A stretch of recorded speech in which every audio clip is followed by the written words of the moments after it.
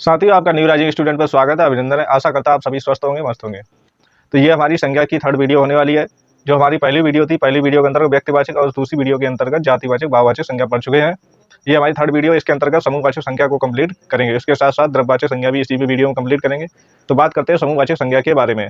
समूहवाचक संज्ञा अर्थात समूह, वह संज्ञा जो समूह का बोध करा रही हो, जिसमें एक ही जाति की वस्तुओं के समूह का बोध करा रही हो, तो उसे समूहवाचक संज्ञा कहते हैं। जैसे एक एग्जाम्पल उठा लेते हैं, भीड़। जो भीड़ है एक समूहवाचक संज्ञा है। भीड़ क्या होती है? जिसमें किसी व्यक्तियों का समूह हो, और एक व्यक्ति एक स्थान पर एकत्रित हो, उनका एक निश्चित दायरा हो, कि उनका एक निश्चित उद्देश्य हो, और उनका एक उद्देश्य मतलब वो किसी कार्य के लिए वहाँ पर इकट्ठे हुए हों, तो समूहवाचक संज्ञा इस प्रकार से बनती है। तो देखते हैं, समूहवाचक संज्ञा लिखा हुआ है। समूहवाचक संज्ञा अर्थात समूह को बोध कराने वाली संज्ञा, उसे समूहवाचक संज्ञा कहते हैं। समूहवाचक संज्ञा की होने की शर्तें क्या होती हैं? कि जहाँ एक निश्चित दायरा हो, मतलब एक बिल्कुल निश्चित दायरा हो, वहाँ पर सब उसी दायरे में व्यक्ति इकट्ठे हों किसी उद्देश्य के लिए। जहाँ एक निश्चित दायरा हो, उसमें काफ़ी या अधिक संख्या में व्यक्ति इकट्ठे हों, यानी एकत्रित हों। जैसे व्यक्ति के अंदर पशु और पक्षी हो सकते हैं, उसके साथ साथ वस्तुओं का एकत्रित होना भी पाया जाए। जैसे व्यक्ति और व्यक्तियों के अलावा वस्तुओं का भी एकत्रित होना पाया जाए। जो एकत्रित होना पाया जाता है, जो उस एकत्रित को ही हम समूह कहते हैं। और जो समूह को जो पहचान दी जाती है, उसे समूहवाचक संज्ञा कहते हैं। अर्थात वह एक निश्चित दायरा जिसमें काफ़ी या अधिक संख्या में व्यक्ति, यानी व्यक्ति के अंतर्गत पशु पक्षी सभी आ जाते हैं, यानी जीवित होती वस्तुएं, जिसमें सजीव वस्तु होती हैं, सजीव व्यक्ति होते हैं, सजीव होता है। उसके साथ साथ वस्तुओं का भी एकत्रित होना पाया जाता है। जो एक समूह या सर्किल बन जाता है, जहाँ पर व्यक्ति या वस्तु एकत्रित होती हैं, तो उसको एक नाम दिया जाता है। उस नाम को या जो पहचान दी जाती है, उसको हम लोग क्या कहते हैं? समूहवाचक संज्ञा कहते हैं। जैसे समूहवाचक संज्ञा होने की कुछ शर्तें होती हैं। समूहवाचक संज्ञा होने की शर्तें, समूहवाचक संज्ञा होने की शर्तें। एक निश्चित दायरा होना चाहिए। जैसे कि हमने एक ले लिया, ये क्या है? बाउंड्री है। इसके अंदर काफ़ी अधिक संख्या में व्यक्ति एकत्रित हो गए हैं, तो एक निश्चित दायरा हो गया। काफ़ी अधिक संख्या में क्या व्यक्ति इकट्ठे हो गए। उनका एक उद्देश्य क्या है? तो ये हमने मान लिया ये एक बाजार है। बाजार में व्यक्ति इकट्ठे हैं, तो इसमें जो कुछ व्यक्ति हैं जो अपनी सब्जी बेच रहे हैं, और कुछ व्यक्ति हैं जो कि खरीद रहे हैं, तो उनका एक उद्देश्य हो गया बेचना और खरीदना। तो एक निश्चित उद्देश्य होना चाहिए। उसके साथ साथ जो एक दायरा हो गया जहाँ पर व्यक्ति इकट्ठे हैं, और किसी का वस्तुओं का बेचना है और किसी की वस्तुओं को खरीदना है, तो इसको हमने एक नाम दे दिया बाजार। इस बाजार को ही क्या कहते हैं? ये होगी हमारी समूहवाचक संज्ञा। अर्थात एक निश्चित दायरा जिसके अंदर व्यक्ति एकत्रित हो गए हैं, और कुछ बेच रहे, कुछ खरीद रहे, इस दायरे को हमने नाम दे दिया समूह। और जो समूह होगा, उस समूह को हमने नाम क्या पहचान दी? बाजार की पहचान दी, और यही बाजार हो गई आके समूहवाचक संज्ञा। अर्थात जहाँ पर कोई भी व्यक्ति इकट्ठे हो, कोई भी कार्य कर रहे हो, निश्चित दायरा हो और उनका एक उद्देश्य हो, उस एकत्रित हुए समूह को जो नाम या पहचान दी जाती है, उसी को समूहवाचक संज्ञा कहते हैं। तो समूहवाचक संज्ञा होने के कुछ उदाहरण होते हैं। जैसे कि भीड़, जहाँ पर भीड़ होगी, कोई भी कार्य हो या कहीं भी दुर्घटना वगैरह हो जाए, तो वहाँ लोग इकट्ठे हो जाते हैं, तो कहने लगते हैं भीड़ लगी।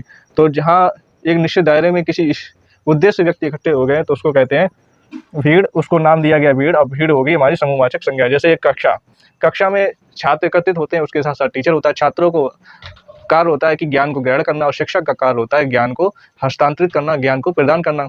तो निश्चित दायरे में ज्ञान देने का कार्य हो रहा है, तो उसको एक पहचान दी गई है। ज्ञान देने और ग्रहण करने का जो कार्य हो रहा है, उसको पहचान दी गई है कक्षा। तो कक्षा क्या होगी? एक समूहवाचक संज्ञा, जहाँ पे छात्र और शिक्षक एक समूह के रूप में इकट्ठे हैं।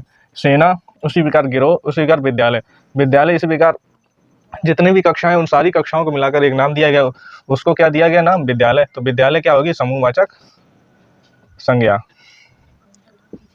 समूहवाचक संज्ञा होगी। उसी प्रकार बाजार, मेला, लश्कर, सभा और गिरोह।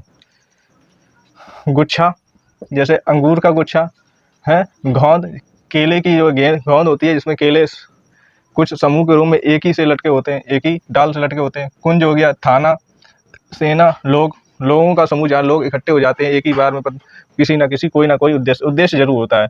अस्पताल, रेलवे स्टेशन, बस स्टेशन, मंडल, ढेर, जैसे वस्तुओं का ढेर हो गया। और उसके आगे गट्ठर, लकड़ियों का गट्ठर हो गया, इकट्ठा बांध लेते हैं, जैसे गट्ठर भी हमारा एक समूहवाचक। संघ हो गया, जिसमें बहुत से व्यक्ति इकट्ठे हो जाते हैं और किसी न किसी कार्य से एकत्रित हुए होते हैं और उनका एक उद्देश्य होता है जो लगातार उनका चलता रहता है। झुंड, झुंड हो गया, जैसे बकरियों का झुंड हो गया है, गायों का झुंड हो गया, भैंसों का झुंड हो गया। तो जितने भी झुंड हो गया, मंडल हो गया, ढेर हो गया, गट्ठर हो गया, संघ हो गया, सभा, गिरोह, ये सब समूहवाचक संज्ञा के अंतर्गत आते हैं। ये बहुत ही इंपॉर्टेंट उदाहरण है, जिसमें गुच्छा, गोंद, कुंज हो गया, थाना, सेना, लोग, अस्पताल, बहुत ही इंपॉर्टेंट, आप इनको नोट कर सकते हैं।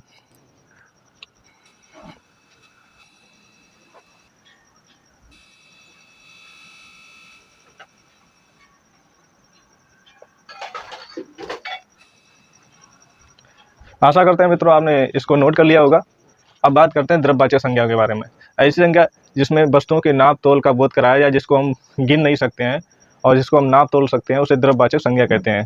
द्रव्यवाचक संज्ञा अर्थात जिससे कोई वस्तु अन्य वस्तु बनी होती है, जैसे आभूषण, आभूषण सोने के भी होते हैं, चांदी के भी होते हैं, या किसी भी धातु के बने होते हैं, जैसे सोना, चांदी और लोहा, ये जितने भी द्रव्य जिनको हम लोग तौल सकते हैं। उसके बाद पानी, गेहूँ, जितने भी अनाज जिसको हम तौल सकते हैं, उसे द्रव्यवाचक संज्ञा कहते हैं। तो बात करते हैं द्रव्यवाचक संज्ञा के बारे में। द्रव्यवाचक संज्ञा, द्रव्य माने जिसे मापा व तोला जा सकता है, और वाचक माने बोध कराने वाली संख्या, पुराने वाली, और संज्ञा, संज्ञा मीन्स संज्ञा, अर्थात वह संज्ञा जिसे माप तौल करने का बोध होता है। वह संज्ञा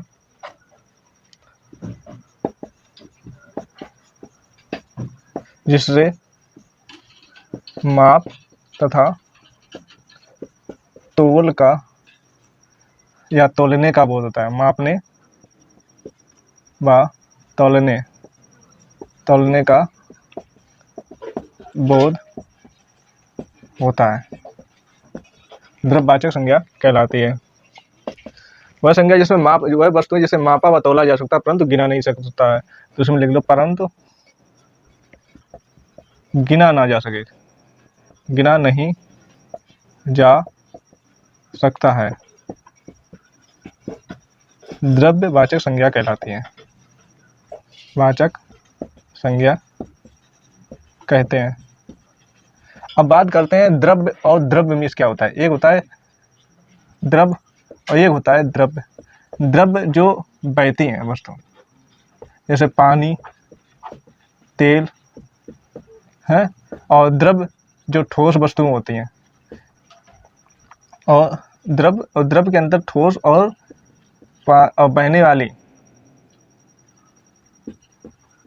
बहने वाली दोनों आ जाती हैं। इसी वजह से लिखा जाता है द्रव्यवाचक। इसमें मापने व तौलने का बोध होता है। तो इसमें लिख सकते हैं जैसे कि सोना, चांदी, या इसमें एक चीज और लिख सकते हैं पॉइंट, जिससे कोई अन्य वस्तु का निर्माण कर सकते हैं,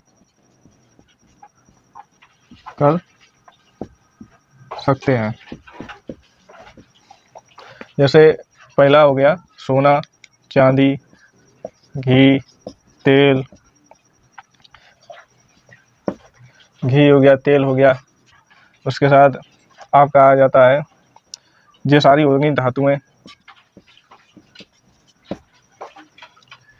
सोना हो गया, चांदी हो गया, घी हो गया और तेल हो गया।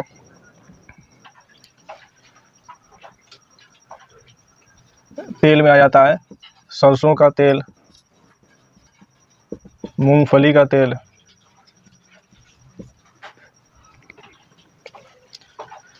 तो जितनी भी वस्तुएं होती हैं द्रव्यवाचक संज्ञा जिसे मापा व तौला जा सके। उसके बाद जैसे यहाँ उदाहरण लिख सकते हैं, गेहूं, चावल, ये आ जाता है आपका अनाज में।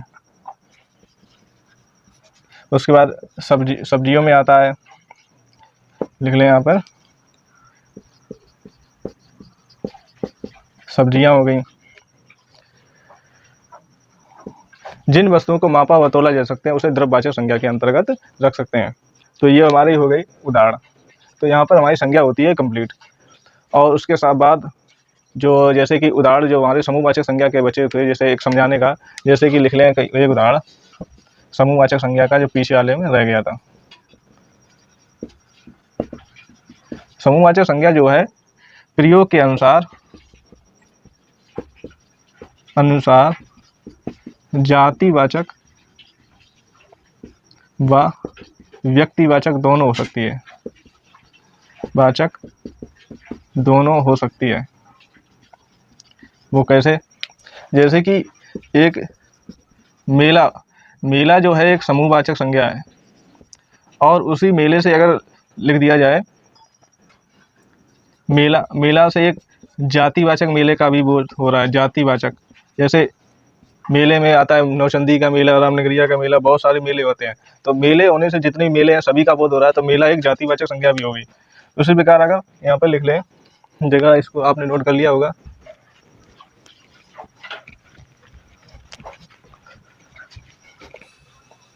तो जो मेला जो हो गया, तो पहले तो ये मेला है समूहवाचक, कहीं भी लिखा हो मेला है तो पहले फर्स्ट प्रायोरिटी समूहवाचक को देंगे, समूहवाचक संज्ञा। उसके बाद अगर मेला जो है एक जातिवाचक संज्ञा भी है, जातिवाचक, क्योंकि इससे सभी मेले का बोध हो रहा है, सभी मेलों का बोध हो रहा है। कि जैसे कि नौचंदी का मेला, रामनगरिया का मेला, नगरिया का मेला। इस प्रकार मेला जो है एक व्यक्तिवाचक संज्ञा भी है। जैसे कैसे हो जाएगा? प्रयागराज का कुंभ का मेला। प्रयागराज का कुंभ का मेला लिखने से एक विशेष मेले का बोध हो रहा है, विशेष मेले का बोध हो रहा है। जैसे हमने आपको बताया था व्यक्तिवाचक संज्ञा, जिस शब्द को जिस किसी को भी एक विशेष रूप से अलग किया जा सकता है उसे व्यक्तिवाचक संज्ञा कहते हैं। तो मेला है, इसी मेले को एक विशेष रूप से अलग कर दिया गया। तो प्रयागराज का कुंभ का मेला, तो ये विशेष रूप से अलग कर दिया, तो मेला यहाँ पर क्या हो गया? व्यक्तिवाचक संज्ञा, व्यक्तिवाचक संज्ञा भी हो गई। तो आपको एक जैसे मेला शब्द दे दिया है, तो उसको आपको बहुत ही अच्छी तरीके से समझ के लगाना है। तो आपको क्वेश्चन दिया गया है मेला में संज्ञा है, मेला में संज्ञा है, और पहला ऑप्शन दे दिया गया है व्यक्तिवाचक, और दूसरा ऑप्शन दे दिया है जातिवाचक, और तीसरा ऑप्शन जो आपको दे दिया है क्या? समूहवाचक, और चौथा जो आपको ऑप्शन दे दिया है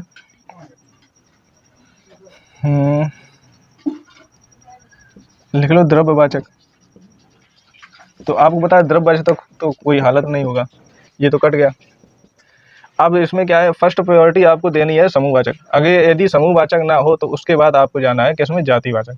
तो फर्स्ट ऑप्शन चूज करना है आपको समूहवाचक, और जब समूहवाचक ऑप्शन में ना हो तो उसके बाद आपको जातिवाचक चूज करना है। और यदि कभी भी लिखा हो, अगर मेले का नाम लिखा हो, जैसे कि प्रयागराज का कुंभ का मेला है, नौचंदी का मेला जो कि मेरठ में लगता है, ऐसे अगर नाम दिया गया, किसी भी मेले का नाम दिया गया हो, तो आपको लगाना है व्यक्तिवाचक। और यदि सिर्फ मेला दिया हो तो आप लगाना है समूहवाचक। और समूहवाचक अगर नाम ना दिया गया हो, ऑप्शन ही ना समूहवाचक दिया हो, तो उसके बाद आपको लगाना है जातिवाचक। तो यहाँ पर हमारी संज्ञाएं कंप्लीट होती हैं। अब मिलेंगे हम लोग नेक्स्ट वीडियो में।